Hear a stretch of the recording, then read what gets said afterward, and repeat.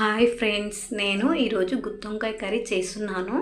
Gravy బాగా చిక్కగా వస్తుందండి. దీనికోసం అని చెప్పేసి నువ్వులు, ధనియాలు, ఒక 5-6 మెంతులు ఇవన్నీ మంచిగా వేయించుకొని ఫ్రై చేసుకున్నానండి. పల్లీలు ఇవన్నీ గ్రైండ్ చేసి పక్కన పెట్టేసుకున్నాను. దీంట్లో ఇప్పుడు నేను ఒక బౌల్ పెట్టుకొని కడాయి పెట్టేసుకొని దాంట్లో ఆయిల్ వేసుకున్నాను. జీలకర్ర, శనగపప్పు. ఈ వీడియో రాలేదండి, అందుకే చెప్తున్నాను. శనగపప్పు కొంచెం ఫ్రై అయినాక మినపప్పు వేయాలండి, లేదంటే అన్ని పప్పులు ఒకేసారి ఇస్తే మంచిగా ఫ్రై కాదు, మినపప్పు మాడిపోతుంది. అందుకే నేను కొంచెం తర్వాత వేసిన. ఆవాలు ఇవన్నీ మంచిగా ఆయిల్లో ఫ్రై కావాలి. తర్వాత ఆనియన్స్ కూడా మంచిగా ఆయిల్లో ఫ్రై కావాలండి. ఆనియన్స్ కూడా మనం మిక్సీ పట్టేసుకోవచ్చు. నేను అట్లాగే చిన్న ముక్కలుగా కట్ చేసుకొని వేసుకున్నాను, ఒక పెద్ద సైజు. తర్వాత కరివేపాకు వేసేసుకొని మంచిగా ఫ్రై కావాలండి ఆయిల్లో. టేస్ట్ ఉంటుంది కదా, అందుకే. ఈ ఆనియన్స్ అయితే గోల్డెన్ కలర్ వచ్చేంత వరకు ఫ్రై చేసుకోవాలండి, లేదు అంటే ఇట్లా వైట్గా కనిపిస్తాయి కర్రీలో ఆనియన్స్. దీంట్లో ఇప్పుడు నేను మసాలా ఆకిస్తున్నానండి. ఒక ఆకిస్తున్నాను, అది కొంచెం ఆయిల్లో కుక్ కావాలి. తర్వాత ఇందులో అల్లం వెల్లిగడ్డ పేస్ట్ వేస్తున్నాను. ఇది కూడా ఆయిల్లో ఫ్రై కావాలి మంచిగా. తర్వాత పసుపు వేస్తున్నాను. పసుపు కొంచెం ఎక్కువ వేసుకుంటే మంచిగా కలర్ బాగా వస్తుందండి.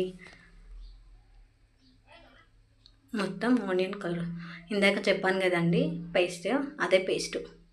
పల్లీలు, నువ్వులు, ధనియాలు, ఒక 5-6 మెంతులు, కావాలంటే జీలకర్ర కూడా వేసుకోవచ్చు మీరు. ఒక 4 టమాటాలు వేసినానండి. ఇదంతా మిక్సీ పట్టేసుకోవాలి, మంచిగా మెత్తగా అయ్యేంతవరకు గ్రైండ్ చేసుకోవాలి. ఇదంతా మిక్స్ అయ్యేంత వరకు కలిపి మంచిగా ఆయిల్లో కుక్ కావాలండి. ఆయిల్లో కుక్ అయితేనే టేస్ట్ ఉంటుంది, లేదంటే కొంచెం పచ్చివాసనలాగా ఉంటుంది. తగినంత సాల్ట్, మన రుచికి తగ్గట్టు అండి.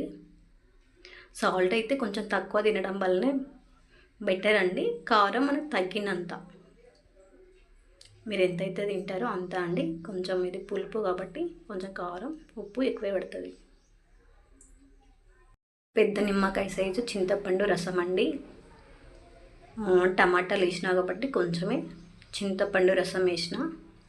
ఇది మొత్తం ఆయిల్లో కుక్ కావాలండి. మాడిపోకుండా కలుపుకోవాలండి, తొందరగా అడుగంటిపోతుంది. దీంట్లో ఏంటంటే నేను కొంచెం చింతపండు రసం పోసిన కాబట్టి కొన్ని వాటర్ పోసుకోవాలండి. వాటర్ పోసేటప్పుడు వీడియో సరిగ్గా రాలేదండి. వాటర్ ఎక్కువ ఎందుకు పోసుకోవాలంటే దీనిపైన మూత పెట్టేసుకొని ఒక 5 మినిట్స్ తర్వాత చూడాలండి, బాగా మసులుతుంది. నేను వంకాయలు ముందే ఫ్రై చేసి పెట్టుకున్నాను కదండి ఆయిల్లో, అందుకే అని చెప్పేసి ముందే కొంచెమే అయితే ఉడకవు ఇవి.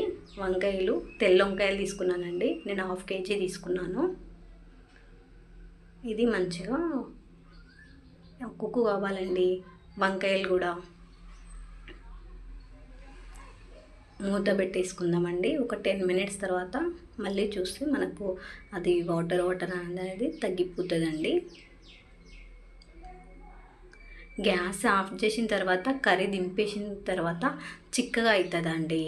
ముందైతే మనకు కొంచెం ఇట్లా గ్రేవీ పల్చగా అనిపిస్తుంది, కానీ తర్వాత కొంచెం చల్లగా అయిన తర్వాత అయితే ఇట్లా గట్టిగా కనిపిస్తుందండి కర్రీ.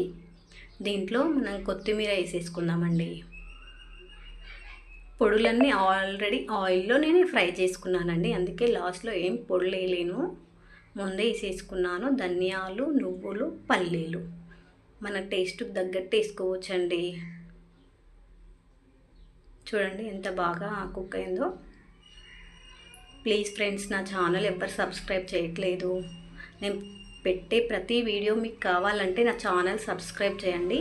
సబ్స్క్రైబ్ చేయడం వల్ల ఏంటంటే ప్రతి ఒక్క వీడియో మీ దాకా వస్తుందండి. Please friends, comment and share చేయండి. ఈ కర్రీ మీకు ఎలా వచ్చిందో, నా కర్రీ ఎలా చేశానో కామెంట్ చేయండి. చూడండి దింపేసిన తర్వాత ఎంత చిక్కగా అయిందో. ఫస్ట్ అయితే కొంచెం వాటర్ కనిపించింది కదా, ఇప్పుడైతే చూడండి ఎంత బాగా అయిందో. నాకైతే గుత్తొంకాయ కర్రీ అంటే చాలా ఇష్టం అండి. నాకే కాదు, మా పిల్లలకు కూడా చాలా ఇష్టం. మీకు గుత్తొంకాయ కర్రీ ఎంతమందికి ఇష్టమో కామెంట్ చేయండి. నేను దీంతో పాటు పచ్చి పులుసు కూడా చేశాను, మీకు కావాలంటే చెప్పండి, వీడియో పెడతాను పచ్చి పులుసు కూడా. Thank you.